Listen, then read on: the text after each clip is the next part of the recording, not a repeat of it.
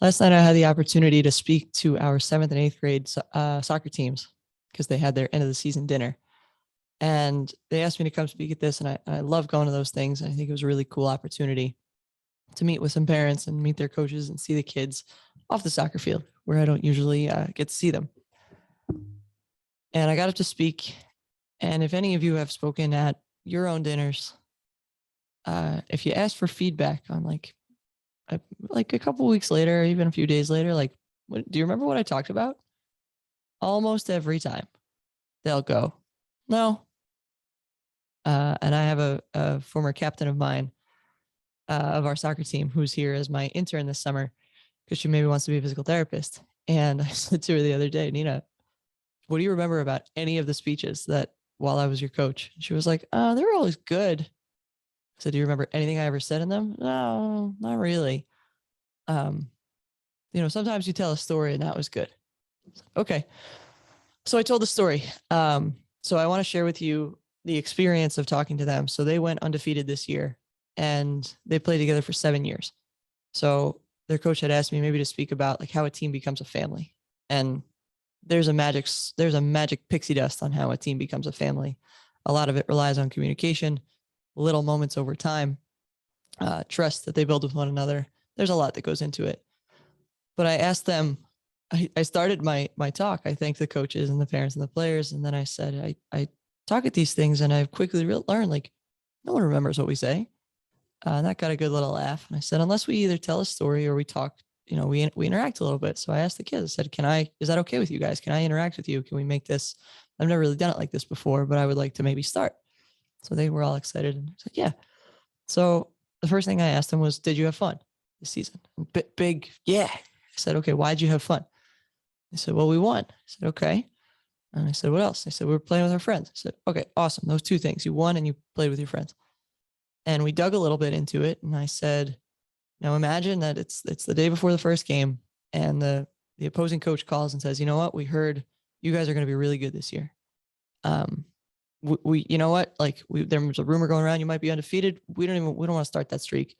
You guys just win. We'll forfeit. You win. I said, would that have been fun? And they said, no. I said, okay.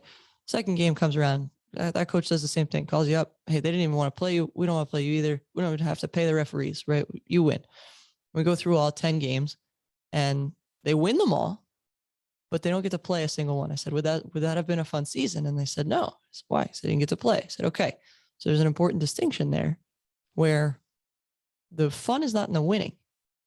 You just told me you had fun this year because you won, but you didn't have fun because you won. You had fun because you played. You got to play games. That's the first thing to take away. The second takeaway is, I'll give you another scenario. You get to play as much as you want in any game you want. The caveat is that you barely know your teammates' first names. You don't get to share car rides to and from games with them. You don't get to go to your brother's baseball games and hang out together. You don't get to go to Gelati's after games. Gelati's is a little ice cream place in town. That's it. You go to practice, you play soccer, you win games, you play as much as you want. Was that a fun season? And they all shook their heads. They said, no. I said, why? Because we didn't get to communicate with each other. We didn't get to have friendships. Okay. As you approach high school soccer and really high school anything and anything you have in life, please remember the fun is in the playing soccer with your friends. That's where the fun is. It's not in the winning. The winning helps, but it's not in the winning. It's in the playing soccer with your friends. And then I offered them a story of either the story about a donkey or a story about an eagle. And they all picked the donkey story. So I said, okay, the donkey story starts out a little grim, so you got to hang with me for a minute here. Once upon a time, there was an old blind and deaf donkey. And they all kind of are like, oh, it was really cute. Old blind and deaf donkey. And I said, wait, it gets worse. He's wandering around the farm and he falls into an old well, an old dried up well. And he gets to the bottom of the well and he doesn't really know what's going on. So he starts, and I made him laugh, and I did the big like, yaw, yaw. So he starts yawing, and the farmer comes out and he sees this old donkey down the well, and he's not sure what to do. He said it's going to cost a fortune to get a crane in here to get the donkey up. He was probably going to go any day now. Like, I'm just going to put him out of his misery. So he gets a shovel and he starts shoveling piles of dirt down to just bury the donkey, just end him end his life and put him out of his misery. But the donkey doesn't know what's going on. All he knows is he's got a pile of dirt. It's his head, and he kind of shakes it off, and he's a little confused, but he shakes it off, and then another pile of dirt hits him in the head. Keep getting hit in the head with a pile of dirt. He keeps shaking it off, and he realized that he could step up onto the pile of dirt. So hits a pile of dirt, shakes it off, steps up, pile of dirt, shake it off, step up. And the farmer stops hearing the donkey hee-haw because he's spending all his energies, shaking it off and stepping up. Until there was one last pile of dirt on, half an hour later, whatever it is. And all of a sudden, the donkey shakes the last one off, steps up, and finds his way out of the well and reunites with the farmer. And they're both thrilled that the donkey's still alive, and he found a way to make the best out of a really tough and hard situation. I said to them, you're about to go into high school. There will be times where you feel like people are throwing dirt on you. People just want to see you fail. People want to keep you down. And what you do with that, you can either let it destroy you, you can shake it off and step up. And that was what I left them with. And I got a lot of compliments after. Who knows if they'll actually remember it or not. But they were engaged the whole time. They were, eyes were big and they were following it along. So I have lots of stories like that, partially because of what I do here with the podcast. And I love to collect those. So if you have any, or if you have an experience like that, please, by all means, share them with me. And I'll use them at the next dinner that I give.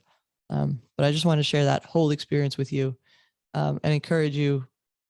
The whole speech was maybe 8 or 9 minutes, and it was very interactive, and it was more fun for me. And it was more meaningful to them. So that's my challenge for you, is make things meaningful for your team, engage the people that you're leading, and make it about them. Appreciate you guys.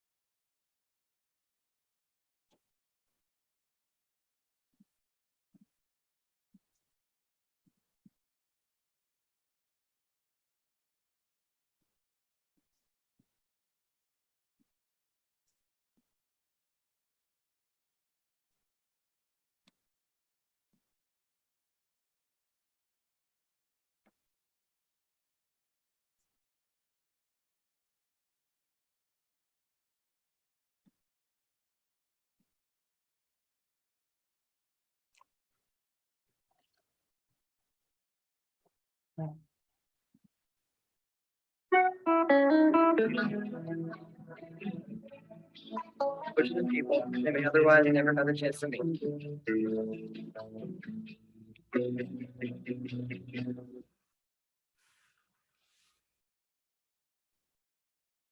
Last night I had the opportunity to speak to our 7th and 8th grade soccer teams because they had their end of the season dinner.